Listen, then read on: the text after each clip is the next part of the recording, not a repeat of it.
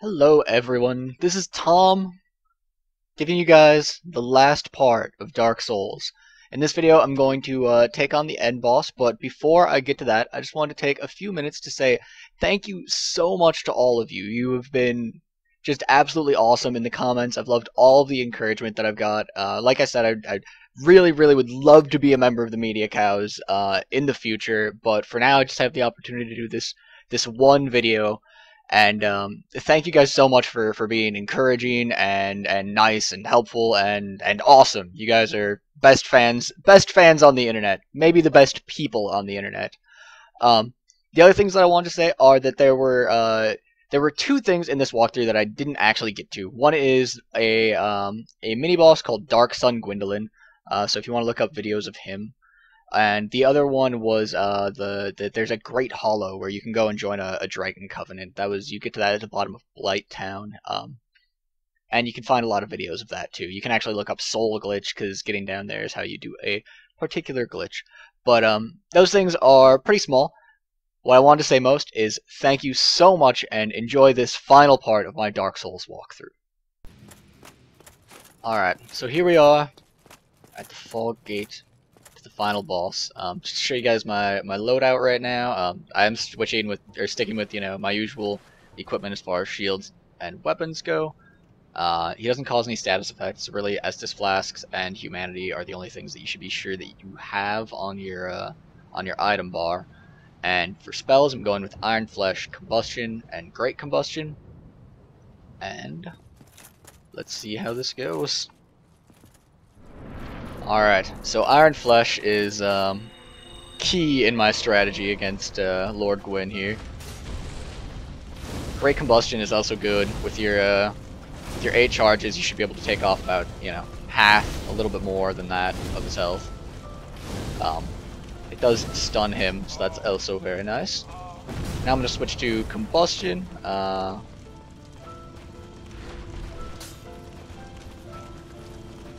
Combustion. Same idea here, but my Iron Flesh is going to be coming off soon. There we go. Knowing the timing on that is really important if this is how you're going to beat him. Now I'll move in with Combustion, spam that on him, and that should actually take him down. So, that looked easy, but it's not. He can catch you and stop you from casting Iron Flesh on yourself, and all sorts of nasty stuff like that.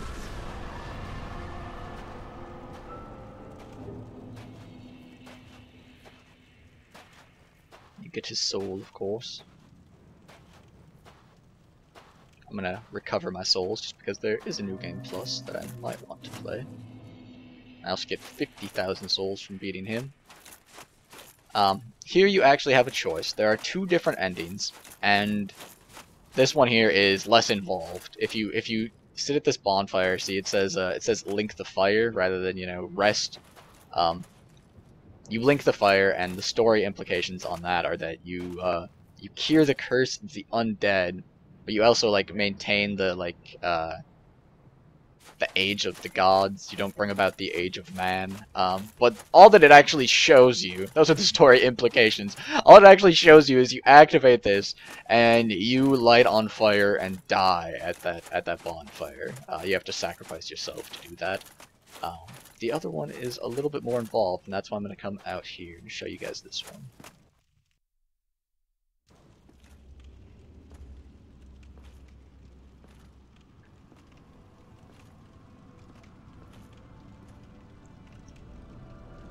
My lord, bless thy safe return. Let Carth and Fraft serve your highness. We are here to serve your highness.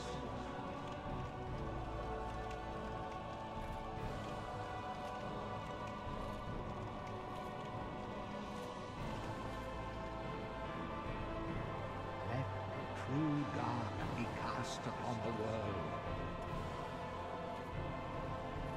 Our Lord hath returned.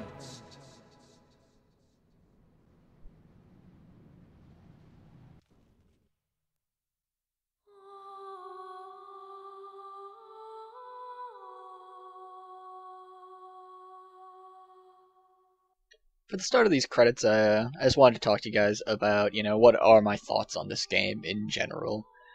What do I like about it? What don't I like about it? So I'll start with what I don't like about it.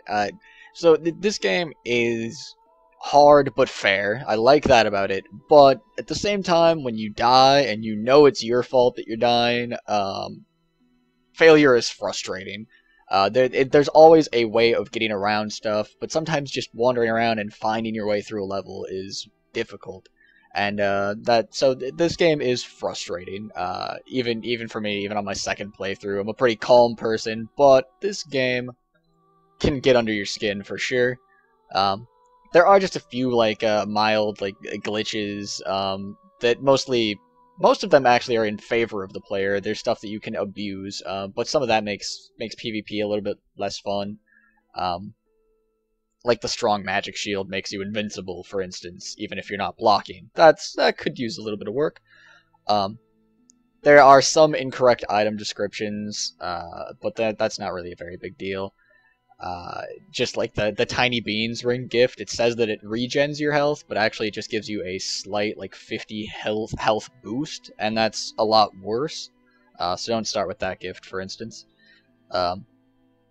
And lastly, this game gives kind of the impression that there isn't a story to it, but in the end, that there is a story. It's just that it's not in there in cutscenes or anything like that. You get it from talking to NPCs along the way, and so because of that, it can feel a little bit subdued, and it can feel a little bit less prevalent. A little bit like the game ends up feeling a little bit undirected because of that. Going on to what I really do like, this game has just a fantastic sense of exploration and discovery and accomplishment. So when you figure out that Iron Flesh is an incredible spell and you use that for the first time and find out that it's awesome, it feels really good to discover things in this game, or just how to path through a level, or realizing that yes, changing your armor and increasing your poison resist really hugely helps in the swamp. Stuff like that feels really good. Because again, you are succeeding or failing on your own merits, and that's a fantastic feeling. And that's how you progress through this game, is by mastering it. Like I said, you can grind and make things a little bit easier for yourself, but at the end, if you don't know what the different enemies do or how to counter different attack strategies, you're going to lose in this game, and you're going to die, and it's going to be your fault. The biggest one there would be Sen's Fortress, right, where there's, these lizards that shoot lightning at you and can knock you off of these narrow catwalks, and there's giant blades swinging back and forth to try and kill you too. But at the end of the day, there's always a way of killing those lizard people and making it across the bridge, and you don't have to die there. It's just, you can make mistakes, and you will make mistakes, and you will die there often, but those deaths will be your own. They will be your fault. Maybe I'm dating myself by saying this, but the way that I would describe that once upon a time would be calling this game Nintendo hard, because back in the days of the NES, there were games, and then there were Nintendo games, and the original Super Mario Brothers is outrageously difficult if you go back and play that game. And just on a more general level, the aesthetics in this game are fantastic. It's not that it's got, the highest polygon count or the most technically insane graphics. It's not Battlefield 3. But what they do with the graphics that they do have is beautiful artistically. They create this world that has, its own art style, and they managed to create that to a fantastic degree. And I love just the way that this game looks. Their monster design, the NPCs, the way that everything feels. Everyone in the game kind of gives you this feeling of isolation and desperation. I love that. It all feeds into this feeling in the game. And lastly, just this game is huge, and it's long, and there's a ton of it to love. And that's all I have to say. You guys are the greatest. Keep on being awesome. Support the Media Cows. Best channel on YouTube. Hope to do a ton more games for you guys in the future. Everyone asked about Skyrim. I am not going to be the person covering Skyrim, but I really hope that I'll be doing more games for you guys in the future. I would love to do that, and you all have the greatest of times until I see you next. Goodbye.